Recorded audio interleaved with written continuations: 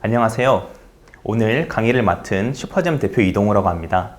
제가 맡은 강의는 창업기업 후속 사업 연계를 위한 정부 지원 사업, 시드 투자, 팁스 및 보증 사업에 대한 꿀팁들을 알려드리는 것을 목표로 하고 있습니다. 먼저 제가 선배 기업이기 때문에 제 경험에 근거한 조언들을 드릴 수 있도록 최선을 다하겠습니다.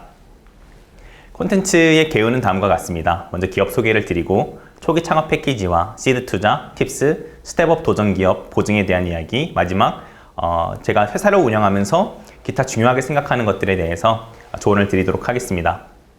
먼저 슈퍼잼에 대해서 말씀을 드리겠습니다. 슈퍼잼은 줌 미드코어 게임을 개발하고 있습니다. 게임을 콘텐츠 볼륨으로 비교를 해보면 하이퍼 캐주얼, 캐주얼, 미드코어, 하드코어 이런 식으로 구분을 하는데 하이퍼 캐주얼은 제일 라이트한 게임이고 그 다음에 캐주얼, 그 다음에 미드코어 이런 식으로 가는데 캐주얼과 미드코어의 중간에 해당하는 지점에 해당하는 게임이 줌 미드코어 게임이라고 하고 보통 인앱 결제가 50% 정도, 광고 수익을 50% 정도 타깃으로 하는 게임을 개발하고 있습니다. 올해 상반기부터 출시를 예정하고 있습니다. 그리고 교육게임 사업부에서는 수능을 게임으로 공부하자는 컨셉으로 다양한 시도를 하고 있습니다. 현재 만들고 있는 게임은 잼잼 한국사라는 한국사 게임인데요. 이제 기억단서 학습법이라는 자체 암기, 연상 암기법을 창안을 하여서 이 카드 일러스트를 통한 암기를 게임을 통해서 할 수 있도록 콘텐츠를 제공하고 있습니다. 저희 임원을 소개를 드리면 먼저 제가 슈퍼잼의 대표를 맡고 있는 이동우입니다. 저는 카이스트 산업 및 시스템공학과를 졸업을 하였습니다. 그 다음에 포스텍 창의 IT 융합공학과에 가서 석박통합으로 있다가 그 다음에 카이스트 경영공학부 회계 트랙으로 석박통합으로 이전을 하였습니다. 박사과정에 있는 와중에 창업을 시작하였고요. 창업은 2020년 4월쯤에 시작하였습니다. 그리고 저와 함께 개발을 하고 있는 이사님은 학부 동기이고 카이스트 산업 및 시스템공학과를 나왔고 현재는 기획 및 총괄로 이사 역할을 하고 있습니다. 저희 회사 현황을 소개를 드리면 저희 설립일은 20년 4월 7일이고요.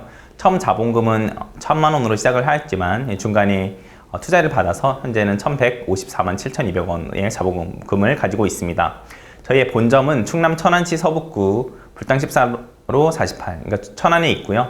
그 다음에 지점 서울의 지점은 역삼동에 있습니다. 현재 임직원 수는 17명입니다. 저희의 주요 연역을 말씀드리면 저희가 첫 회사 이름은 슈퍼잼이 아니라 잼잼에듀였습니다. 교육게임, 그러니까 수능 게임을 만들자는 목표로 설립을 하였다가 중간에 피봇을 한 케이스고요. 저희가 설립함과 동시에 예외 창업 패키지에 합격을 하였고 그 다음에 사업장을 신사동으로 이전을 하였습니다. 그 과정에서 이제 기술보증기금으로부터 벤처기업의 인증을 받으며 1억 원의 보증을 받았고 그 다음에 사업장을 다시 이전을 하게 되어서 도산대로 쪽의 대로변에 있는 건물을 사용하게 되었습니다. 그 다음에 슈퍼잼이라는 캐주얼 게임 사업부를 신설하여서 동시에 5개의 게임을 개발하기 시작하였고 그 이후에 예비 창업 패키지 최우수 평가, 그 다음에 E5 카이스트 창업 프로그램에 선정되어서 블루포인트 파트너스나 카카오 벤처스나 이런 유명한 VC로부터 멘토링을 좀 받았고요. 그 다음에 충남 창조경제혁신센터 엑셀러레이팅 배치 프로그램 1기에 선정되어서 그리고 나중에는 투자까지 받게 되었습니다. 본전 소재지를 천안으로 이전하였고 그 다음에 슈퍼잼으로 상호를 변경하였고 그 다음에 작년 5월에 초기 창업 패키지에 선정되었고 그 다음에 소셜벤처기업 인증을 받았습니다. 교육게임 쪽이 소셜벤처적인 성격이 있기 때문에 받을 수 있었습니다. 그 다음에 2021년 창업발전소에 선정이 되어서 한국콘텐츠진흥원으로부터 7천만 원 정도의 지원을 받게 되었고요. 그 다음에 이노폴리스 캠퍼스 사업에 선정되었고 다음에 시드 투자를 받았습니다. 마그나 인베스트먼트와 충남 창조경제혁신센터로부터 각각 3억과 5천만 원을 받았습니다. 그 다음에 2021년 10월부터 팁스 프로그램에 선정되어서 2년 동안 정부 R&D 사업을 진행하게 되었고요. 그 다음에 작년 11월에 스텝업 도전기업 보증에 선정되어서 신보로부터 10억 원의 보증을 받게 되었습니다. 현재 팀원을 소개해드리면 저희는 17명의 팀원이 있고요. 게임을 개발하려면 기획자와 프로그래머, 원화가, 애니메이터, 이펙터, 사운드 디자이너 그러니까 모든 직군이 저희 회사에는 근무하기 때문에 외주를 맡기지 않고 있기 때문에 커뮤니케이션 비용을 최소화할 수 있는 장점이 있습니다. 그리고 저희가 공통되는 리소스는 공유하고 그 다음에 개발 프로세스를 공유하기 때문에 빠른 개발을 여러 개의 게임을 동시에 개발할 수 있는 이점을 가지고 있습니다. 그러면 저희 회사 소개는 여기서 마치고요. 초기 창업 패키지부터 말씀을 드리도록 하겠습니다. 초기 창업 패키지는 언제 신청하는지 궁금하시죠? 일단 작년 기준으로 말씀드리면 2021년 3월 26일에 공고가 나왔고 그다음 4월 15일까지 지원하는 것으로 되어 있었습니다. 근데 보통 초기 창업 패키지는 경쟁률이 20대 1, 30대 1 정도로 매우 치열하기 때문에 서류를 통과하는 것이 가장 중요한 일인데요. 근데 이제 공고문을 보면 2019년 예비 창업 패키지의 최우수 등급을 받은 기업의 경우에는 이제 서류 평가를 면제해 준다는 이러한 혜택이 있습니다. 따라서 이제 2022년에 초기 창업 패키지를 지원하는 기업의 경우에는 만약에 2년 전인 2020년도 예비 창업 패키지에서 최우수를 받았다면 이제 서류가 면제되기 때문에 매우 높은 확률로 합격할 수 있지 않을까라는 생각을 하게 됩니다. 그리고 올해 공고문을 보면 초기 창업 패키지는 2022년 4월, 8월 두 차례에 걸쳐서 뽑는 것을 알 수 있습니다. 초기 창업 패키지는 40개의 주관기관이 있는데요. 제가 진행한 주관기관은 인천 테크노파크입니다. 주관기관이 40군데이고 총 지원하는 기업의 규모는 900개의 기업을 지원하고 있습니다. 여기서 인천 테크노파크를 선택했던 이유 중에 하나는 먼저 저희 이제 지점이 서울에 있긴 있지만 서울 같은 경우에는 경쟁률이 너무 치열해서 일단 서울을 벗어난 경인권에 있는 주관기관을 찾으려고 했고요. 그리고 대학교들이 많습니다. 이제 저희가 느끼기에는 대학교는 자체 창업 보육 프로그램을 운영하고 있고 결국에는 창업 보육 프로그램에 있던 회사들이 지원 시에 좀 더 어드밴티지를 받을 거라는 이러한 생각이 있어서 저희의 생각에서는 중립적으로 좀 할 수 있는 기관이 어딜까를 찾아보다가 인천 테크노파크로 하게 됐고요. 근데 뭐 모든 대학기관이 이제 본인 창업 보육 프로그램을 합격한 이제 그런 기업들에게 우대한다 이러한 것은 전혀 없지만 그냥 이제 저희만의 이제 생각으로 그렇게 진행하게 되었습니다. 그 다음이 인천 테크노파크 같은 경우에는 인천 8대 전략산업에 속한 기업들을 집중 발굴하고 있습니다. 그런데 이제 주관기관별로 이런 식으로 집중 발굴 분야가 있는데 이게 꼭 본인의 분야와 맞지 않더라도 지원이 가능한 것으로 알 수 있습니다.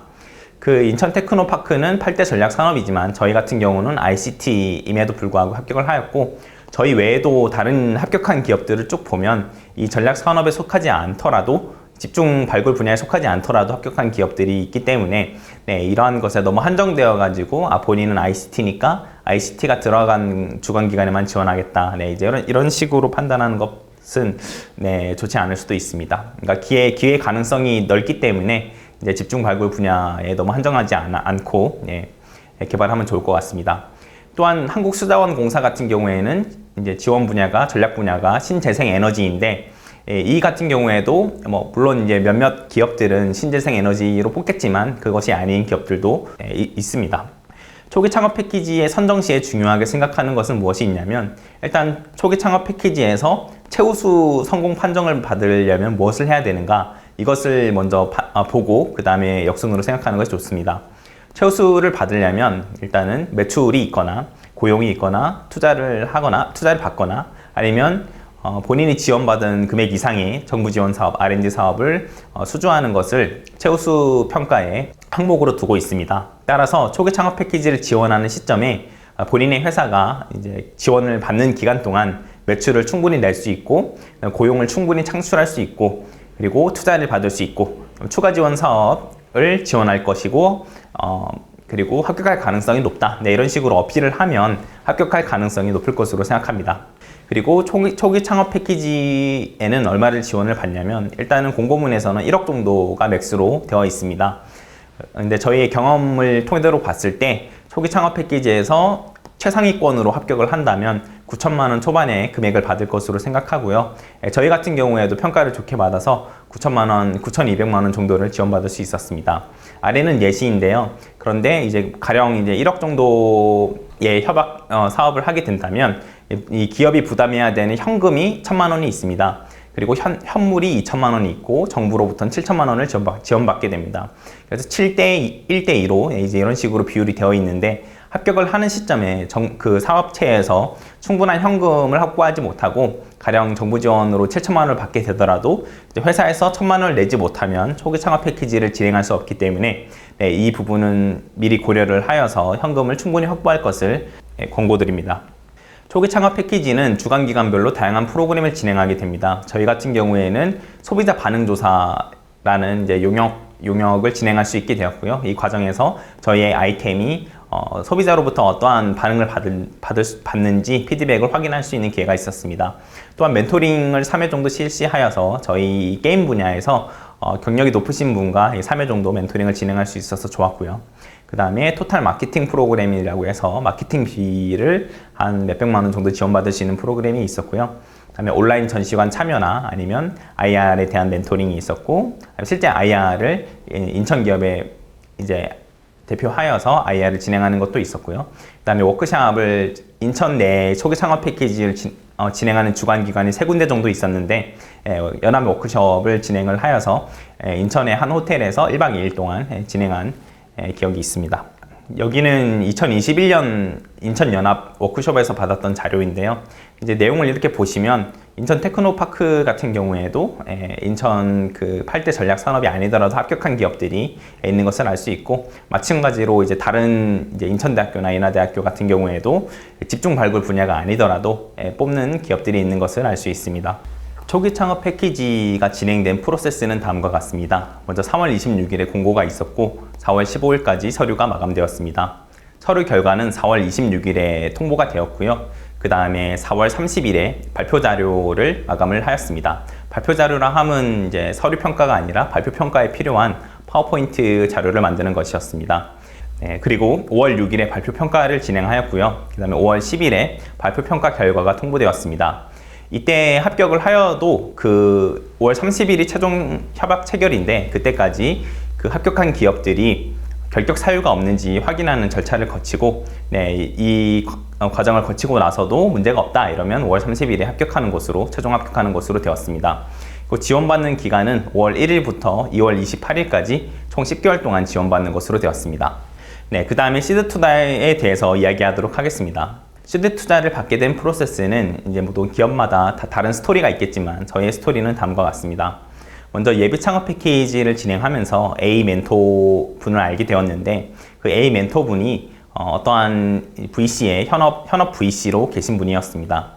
그리고 저희가 사업을 진행하면서 멘토님과 커뮤니케이션을 하다가 멘토님께서 저희에게 개인 투자를 하고 싶다는 의향을 밝히시고, 그 다음에 멘토님께서 저희 회사에 투자 마련을 위한 교두보 역할을 해주실 것으로 저희도 기대하고 진행하게 되었습니다. 그리고 3월 초에 A 멘토를 통해서 마그나 인베스트먼트의 B 임원을 소개를 받게 되었습니다. 그리고 동시에 충남창조경제혁신센터에 진행하는 엑셀러레이팅 배치 프로그램을 소개받고, 그 다음에 해당 프로그램에 지원을 하여서 합격하게 되었습니다. 그리고 이제 비임원과 이야기를 한 결과 킵스를 진행하는 조건으로 2억 내의 금액을 일단 투자를 받는 것으로 구두로 먼저 이야기를 나눴고요. 그 다음에 5월 31일 마그나 인베스트먼트 대표이사 등이 참석한 상황에서 저희가 IR을 진행하고, 그 대표이사님께서 저희의 IR을 좋게 봐주셔가지고 2억을 3억으로 증액하여서 투자를 받기로 하였습니다.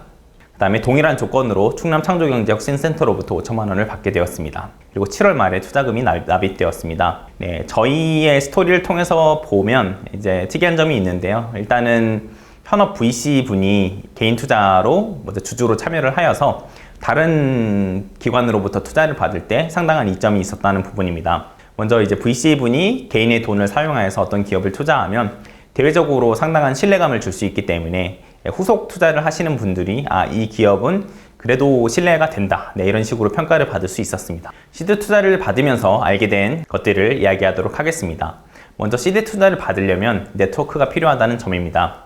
투자자 입장에서는 하루에 수십 개에서 수백 개의 투자 요청 메일을 받게 됩니다. 근데 이러한 자료들을 일일이 다 확인하는 것은 시간적으로도 그리고 물리적으로도 불가능한 일입니다. 따라서 상당수 투자자들은 전제 조건이 네트워크를 통해 어느 정도 입증된 스타트업만 IR을 진행하는 것으로 하는 기관들이 많습니다. 저희처럼 현업 VC가 본인이 투자한 이제 기업을 소개하는 경우에는 상당히 좋은 시그널을 줄 수 있습니다. 그리고 만약에 본인이 아는 VC가 없거나 네트워크가 약하다고 생각이 든다면 일반적으로는 스타트업 인큐베이팅 프로그램에 참여하면 네트워크를 쌓을 수 있습니다. 대표적으로는 신보에 있는 스타트업 네스트 프로그램이 있고 IBK 창공 프로그램이 있고 그 다음 디캠프와 같은 여러 인큐베이팅 프로그램이 있습니다.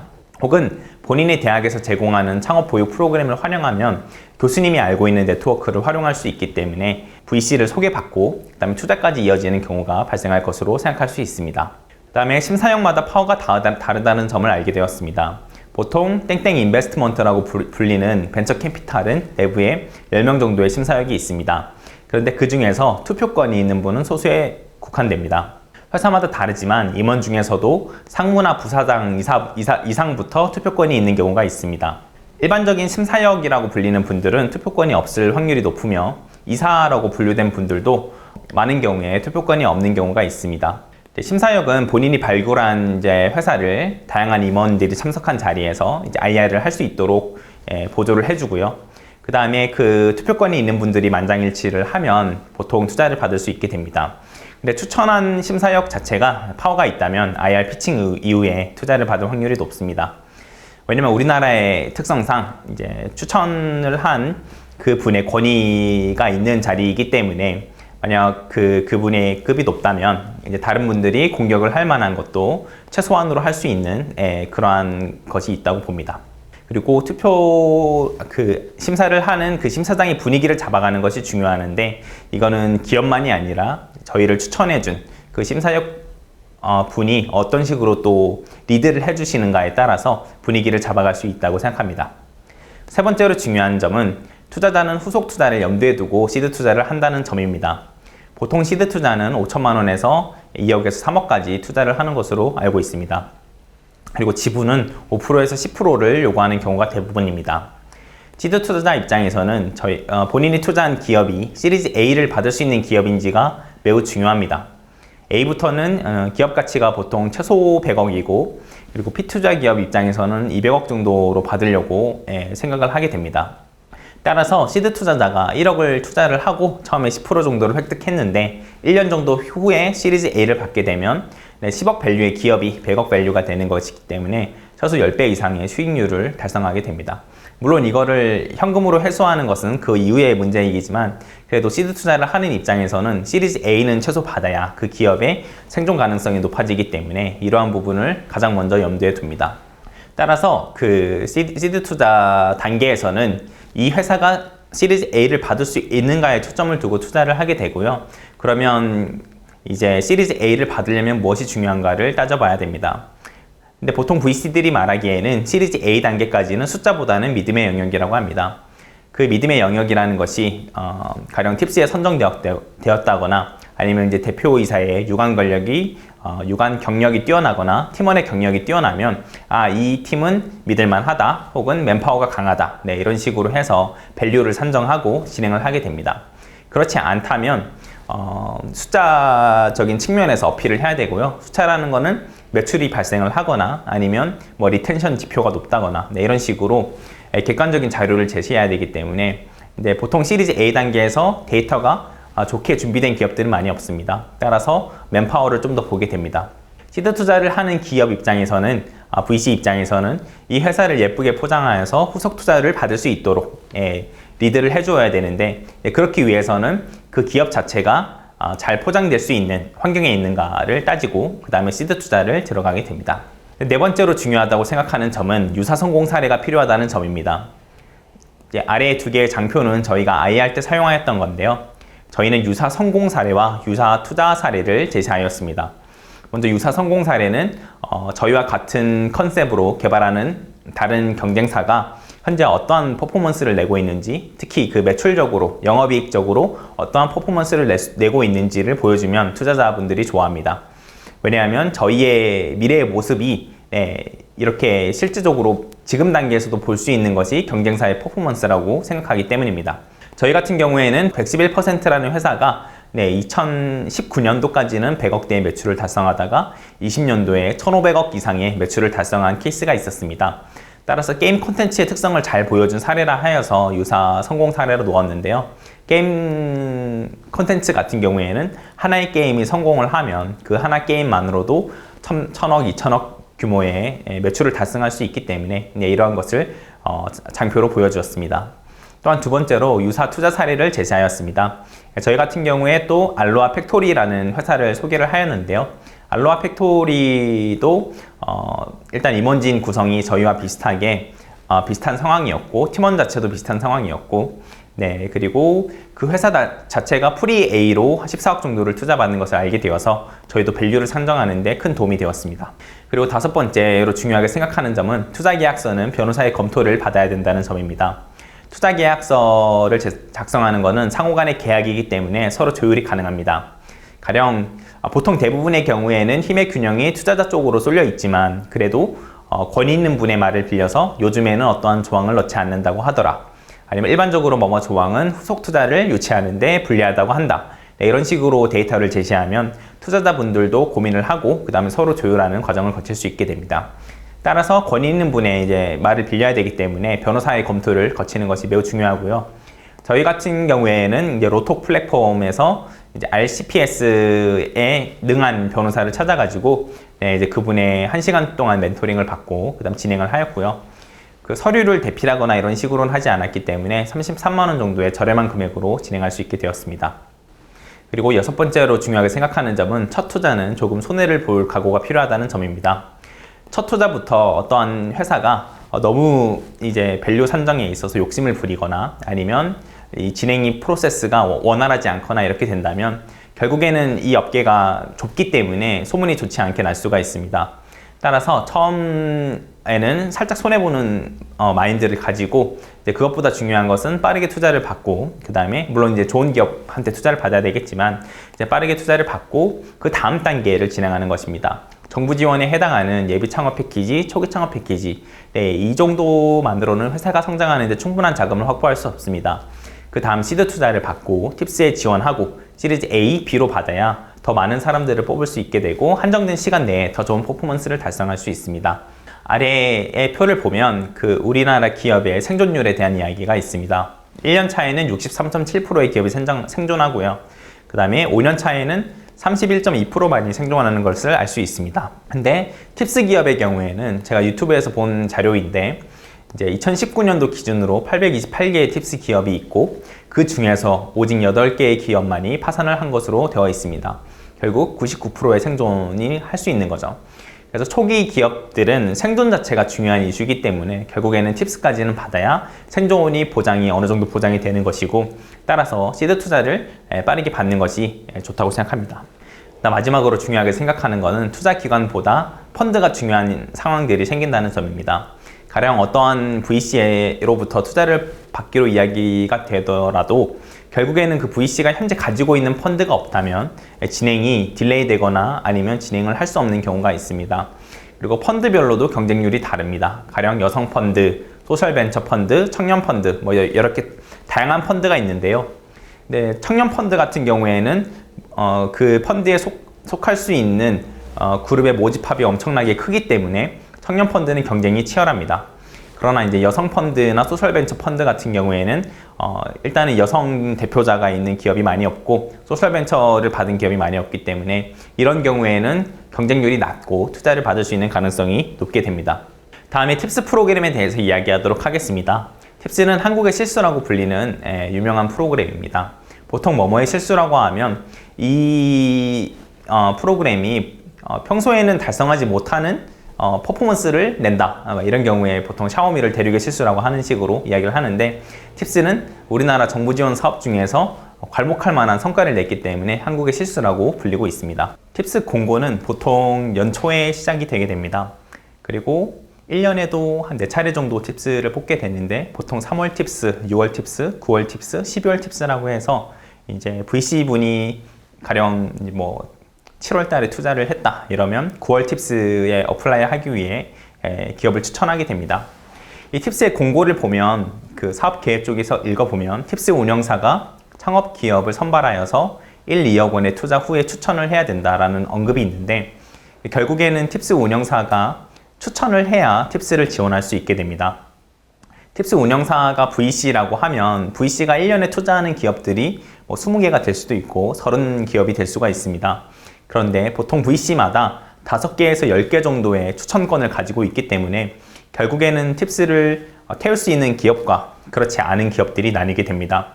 따라서 투자를 받는 시점에 본인 기업을 팁스에 태울 수 있는지를 확답을 받고 진행을 하게 되면 기업 입장에서는 상당히 좋게 됩니다.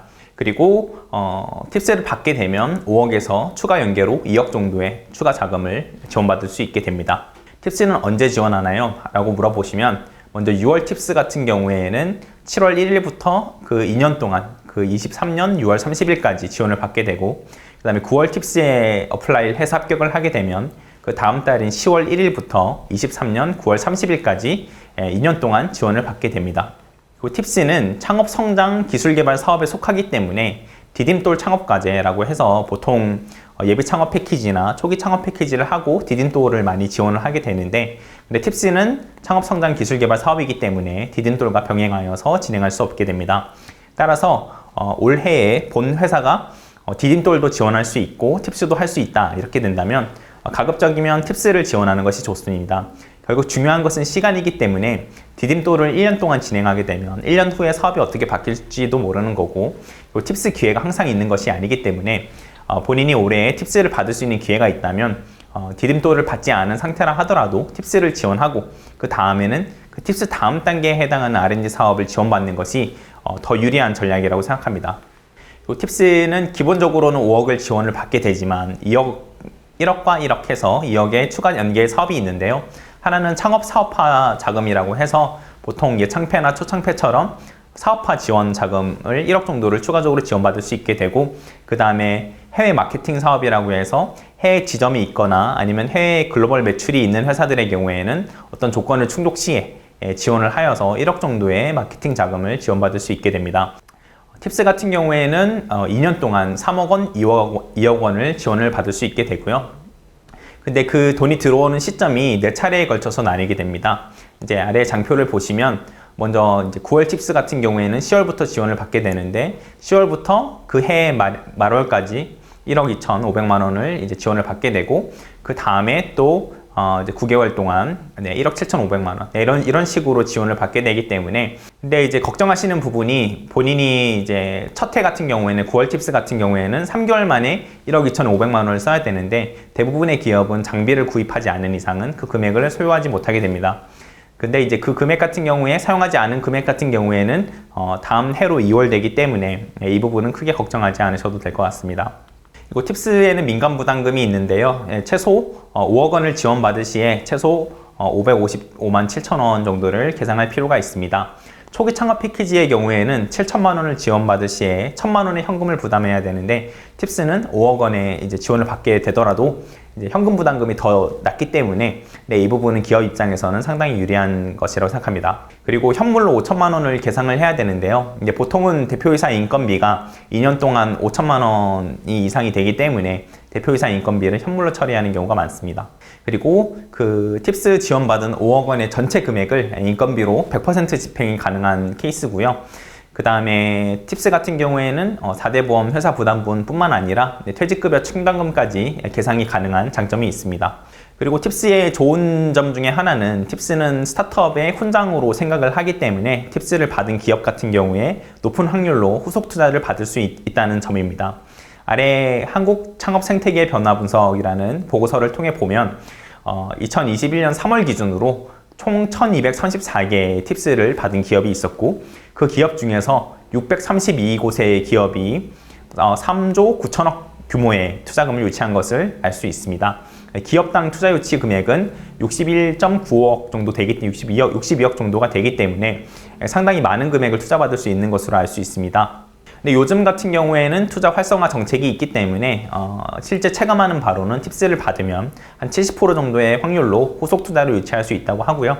근데 그 후속 투자의 규모가 뭐 20억 정도의 시리즈 A일 수 있지만 200억 단위의 시리즈 B가 될 수도 있기 때문에 이러한 식으로 높은 확률로 투자를 받을 수 있기 때문에 팁스 기업의 매우 높은 생존율을 보여주는 것이라고 생각합니다. 팁스 지원 시에 아래와 같은 서류가 필요한데요. 다른 서류들은 금방 작성이 끝나지만 사업계획서 파트 2와 그 다음에 부록 부분 이 두 개의 서류는 상당히 오랜 시간이 소요되는 것으로 알 수 있습니다. 저희 경험을 토대로 봤을 때 아래는 저희가 작성한 사업계획서와 부록인데요. 사업계획서 같은 경우에는 50장 내외로 작성을 해야 되고 여기에 맞추어서 작성을 하는데 이 발표를 저희가 하는 것이 아니라 저희를 추천해준 운영사가 팁스 운영사가 발표를 하게 됩니다. 따라서 발표를 직접 하는 것이 아니기 때문에 결국에는 발표를 해줄 수 있는 분과 심사위원과 핑퐁을 해야 되는, 커뮤니케이션을 해야 되는 시간이 소요되고, 결국 작성하는데 한 달이 소요가 된다면 그 핑퐁하는 시간이 다시 한 달이 소요가 되기 때문에 한 2달 정도는 넉넉하게 시간을 잡고 사업계획서를 작성할 필요가 있습니다. 그리고 사업비 소요 명세 부록이라고 하는 부분을 작성을 해야 되는데, 네, 이 부분 같은 경우에는 이제 5억을 지원을 받게 되면 어떻게 이 금액을 사용할 것인지에 대한 구체적인 계획을 써야 되고, 그리고 장표마다 그 회계 데이터가 일치를 해야 되기 때문에 상당히 세심한 작업이 필요한 작업이었습니다. 팁스 서류를 작성할 때 중요한 팁을 알려드리면, 먼저 평가표를 보고 내용을 채워 넣어야 된다는 부분을 강조하고 싶습니다. 팁스 평가표는 별지 서식이라고 해서 인터넷에 보면 나와 있는데요. 별지 서식을 보면 심사위원들이 어떤 체크리스트로 평가를 하는지 알 수 있습니다. 그런데 이제 대부분 기업 같은 경우에는 이러한 평가표를 보지 않고 서류 작업을 하기 때문에, 가령 어떤 기업이 엄청나게 서류를 잘 쓴다 하더라도 그 안에서 글로벌에 대한 언급이 없다 이러면, 내 평가표에는 글로벌에 대한 언급이 있고, 그 다음에 글로벌 성장 가능성에 대한 부분이 20%를 차지하기 때문에 다른 부분을 다 잘 쓰더라도 글로벌에 대한 부분이 언급이 없다면 낮은 점수를 받을 수밖에 없습니다. 따라서 각 항목들을 세심하게 체크를 하고, 이 부분은 본인이 어느 장표에서 언급을 할 건지 전부 다 이제 체크를 해서 심사위원 입장에서는 이 부분은 여기서 언급했고, 그리고 뭐 글로벌은 여기서 언급했고, 이제 매출은 여기서 언급했고, 이런 식으로 이제 기억하면서 채점할 수 있게끔 할 수 있는 구성이 중요하다고 생각합니다. 팁스의 경쟁률을 보면, 일단은 추천을 받게 되면 그 다음에는 1.2에서 1.5대 1로 매우 낮은 것으로 알 수 있습니다.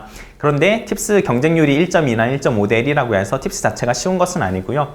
왜냐하면 팁스를 지원을 할 전제 조건 자체가, 일단은 뭐 펀드형 VC 같은 경우에는 2억 이상의 투자를 받아야 되고, 그 과정 자체에서 이미 수십 대 1의 경쟁률을 뚫어야 되는 요점이 있습니다.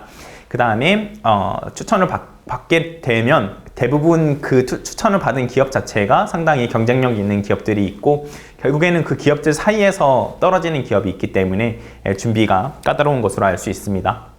팁스를 받고 나서 그 다음에 좋은 평가를 받게 되면 포스트 팁스라고 해서 5억 정도를 정부 지원을 한 번 더 받게 되고요. 포스트 팁스를 받게 되려면 달성해야 되는 조건들이 있습니다. 먼저 포스트 팁스는 1년에 40개 정도의 팀을 선정하는데요. 팁스가 작년 기준으로 400개의 팀이었기 때문에 상위 10% 정도에 속하면 포스트 팁스라고 해서 18개월 동안에 5억 정도를 더 지원받을 수 있는 것으로 알 수 있고요. 그 달성 조건은 다음과 같습니다. 후속 투자 유치금이 최근 3년간 국내 벤처 캐피탈 업체 평균 투자금 이상을 받으면 포스트 팁스를 지원할 수 있습니다. 근데 그 금액이 보통은 20억에서 30억 사이인데, 현재 기준으로는 한 30억 정도를 투자를 받게 되면, 팁스를 진행하는 2년 동안에 30억 정도를 투자를 받게 되면 포스트 팁스를 지원할 수 있다고 보면 됩니다. 근데 만약에 30억까지 투자를 못 받고 10억 이상 투자를 유치했다. 그러면 아래의 조건 중 하나를 달성하면 다시 포스트 팁스를 지원할 수 있는데요. 아래의 이제 조건은 매출을 10억 이상 달성을 하거나, 아니면 수출을 50만 불 이상 달성하거나, 상시 근로자 수 20명 이상을 고용을 했을 시에 포스트 팁스를 지원할 수 있습니다. 대부분 많은 회사의 경우에는 매출이나 수출을 달성하기 어려운 경우 고용 조건을 충족하여서 포스트 팁스를 지원하는 경우가 있습니다. 팁스 선정 기업은 아래 링크를 통해서 들어가면 알 수 있고요. 아래에 그 1219개의 기업이 있는데, 현재 선정된 기업 중에 업데이트 안 된 기업들이 있기 때문에 일부만 보여지긴 하지만, 그래도 많은 기업들이 어떤 식으로 팁스를 선정되었고 분야가 어떻고, 그리고 팁스 선정된 이후의 퍼포먼스를 보여주기 때문에, 가령 이제 A 기업 같은 경우에는 팁스 지원하는 시점에는 고용이 5명이었지만 이 팁스가 끝나고 몇 년 후에는 고용이 50명이 되었고 투자를 몇백억 유치하였고, 이러한 정보를 디테일하게 알 수 있습니다. 그리고 본인이 팁스를 지원하는 시점에 본인 분야가 가령 반도체라고 하면 반도체를 검색하면 반도체와 관련된 팁스 선정된 기업들을 볼 수 있고, 어떠한 주제로 선정이 되었는지 알 수 있기 때문에 본인이 어플라이 하려는 아이템과 중복된 아이템이 있는지 체크할 수 있는 장점이 있습니다. 팁스를 받게 되면 엔젤 투자 매칭 펀드라고 해서 200수 정도로 다시 투자를 받을 수 있는 경우가 있었는데요. 현재는 이 부분은 예산 소진이 되어 가지고 언급을 이 정도만 하는 것으로 하겠습니다. 다음 스텝업 도전기업 보증에 대해서 이야기하도록 하겠습니다. 스타트업 도전 기업을 말씀드리기 앞서서 스타트업의 훈장에 대해서 먼저 이야기를 드려야 되는데요. 스타트업의 훈장은 앞서 언급드린 팁스가 있고 그다음 퍼스트 펭귄이 있습니다. 퍼스트 펭귄은 신용보증기금에서 운영하는 보증 상품인데요. 퍼스트 펭귄이 뭐냐면 펭귄 무리 중에서 빙하 위에서 이렇게 있다가 사냥을 하려면 물에 들어가야 됩니다. 근데 이제 관찰을 해보면 펭귄 중에서 한 마리가 먼저 뛰어들게 되면 그 다음에 다른 펭귄들이 뛰어드는데 먼저 뛰어드는 펭귄은 아래에 범고래가 있거나 물개로부터 공격을 받아가지고 죽을 수 있기 때문에 결국에는 리스크를 감수해야 됩니다. 그리고 그 리스크를 감수하면 이제 베네핏은 사냥을 할 수 있는 기회를 얻는 것이고요. 네, 이러한 부분을 이제 선구자라고 해서 무리 중에서 처음에 바다에 뛰어든 펭귄을 퍼스트 펭귄이라고 하고 신보에서도 이러한 도전적인 사업을 하는 기업들에게 파격적인 조건으로 보증을 하는 것을 진행하고 있습니다. 퍼스트 펭귄의 상징성은 아래 기업을 보면 알 수 있는데요. 저희 회사 근처에 있는 회사라서 주의 깊게 봤는데 딥브레인 AI 같은 경우에 신보 퍼스트 펭귄 선정 15억 보증 이런 식으로 CEO 이력에 쓸 정도로 퍼스트 펭귄이 대외적으로 상당히 가치가 있는 보증 상품인 것을 알 수 있고요.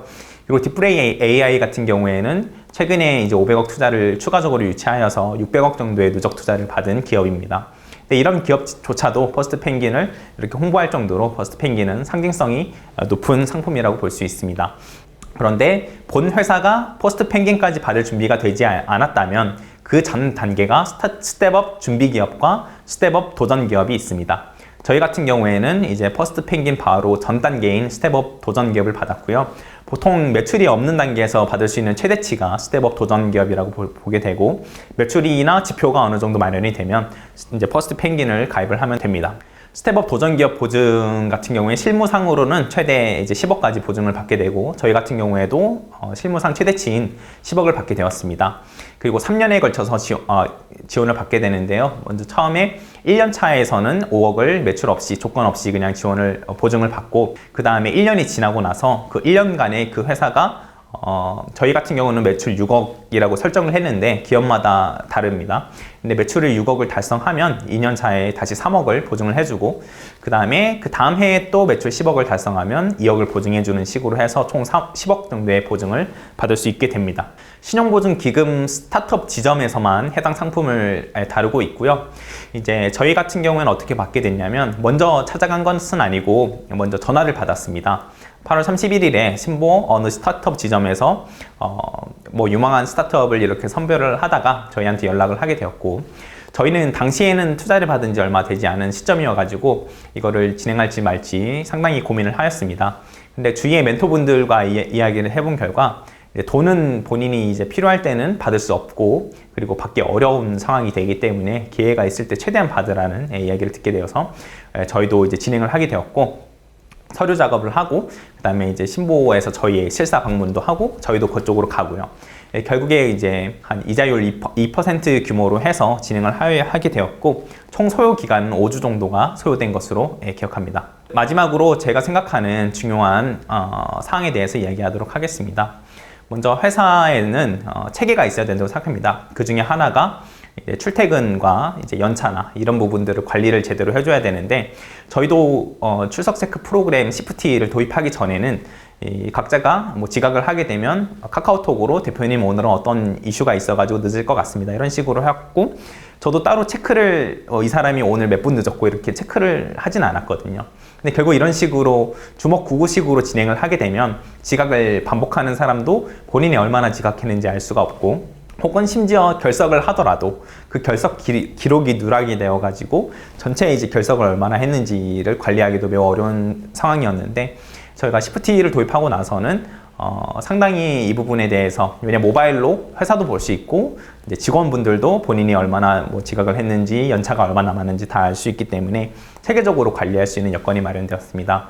CFT 같은 경우에는 20명 미만 기업인 경우에는 무료로 제공하기 때문에 대부분의 이제 기업이 현재 이제 저의 강의를 듣는 대부분의 기업이 20명 미만일 것이라 생각하고 무료로 사용할 수 있기 때문에 이 프로그램은 정말 추천드립니다. 다음으로 저희의 기업 문화 중에 하나는 하루의 일과를 기록을 하고 있습니다. 가령 시간 단위로 이렇게 먼저 이제 세팅을 해놓고 그 시간 동안 본인이 어떤 작업을 할지를 먼저 기록을 하고 해당 작업을 하고 있습니다. 네, 이런 식으로 관리를 하게 되면 결국 그 각자 팀원들이 어떠한 일을 했는지 관리자 입장에서 알 수 있게 되고, 또한 이제 작업을 하는 사람도 목표가 있는 상태에서 작업을 하는 것과 아니면 그냥 일을 하고 기록을 하는 것과는 차이가 있기 때문에 저희가 지향하는 바는 오늘 무슨 일을 할지 먼저 이제 기록을 하고 그 일을 하는 것. 그래서 포커스와 집중을 할 수 있는 여건을 마련하기 때문에 이 부분도 추천을 드리고, 저희도 트렐로를 처음에 사용하다가 최근에는 노션으로 옮기게 되었습니다. 그 다음에 보안 프로그램이 중요합니다. 이제 저희처럼 IT 콘텐츠를 만드는 기업은 이제 뭐 그래픽 파일이나 아니면 뭐 프로그래밍 파일 같은 경우가 유출된다면 이제 기업에 큰 영향을 줄 수 있는 경우가 많은데, 네, 이런 부분을 막아주는 프로그램이 오피스 키퍼라고 있습니다. 오피스 키퍼는 유료 서비스인데요. 충분히 값어치를 하는 것 같고, 그 다음에 뭐 메일이나 드라이브에다가 본인 파일을 업로드하는 것 자체가 불가되거나 아니면 블루투스 USB 반출이 어렵게 되는 이런 식으로 관리를 하게 되면 기업 입장에서 최대한의 보안을 신경 썼다. 결국에는 나중에 보안 이슈가 터지더라도 어떠한 이제 면책행위가 될 수 있는 최선의 노력을 하였음을 증명할 수 있기 때문에 이런 부분이 장점이 되고요. 그리고 보안에 취약한 사이트나 업무와 관련이 없는 사이트들을 차단을 할 수 있기 때문에 업무 생산성을 높이는 데도 큰 도움이 되었습니다. 그리고 저희가 사용하는 메신저는 네이버웍스를 쓰고 있는데요. 네이버웍스는 메신저와 공유 드라이브를 함께 쓸 수 있습니다. 저희는 지금 프리미엄 서비스를 쓰고 있어서 1인당 10,000원 정도의 금액을 쓰고 있는데 충분히 값어치를 하고 있는 프로그램이고요.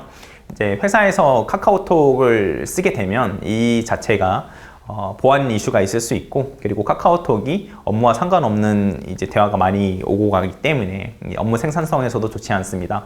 따라서 보통 슬랙을 쓰거나 아니면 이제 저희처럼 다른 네이버웍스를 쓰거나 사내 메신저를 쓰게 되는데, 네이버 같은 경우에는 이제 우리나라에 맞춰진 플랫폼으로 이제 제공을 하기 때문에 상당히 도움이 되었습니다.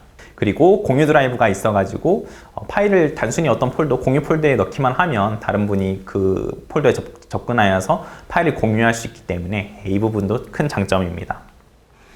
그리고 정부 지원 사업이나 아니면 파일을 많이 관리하게 되면 파일이 어디 있는지가 중요한 이슈가 될 수 있는데, 저희 같은 경우에는 Everything이라는 무료 프로그램을 쓰고 있습니다.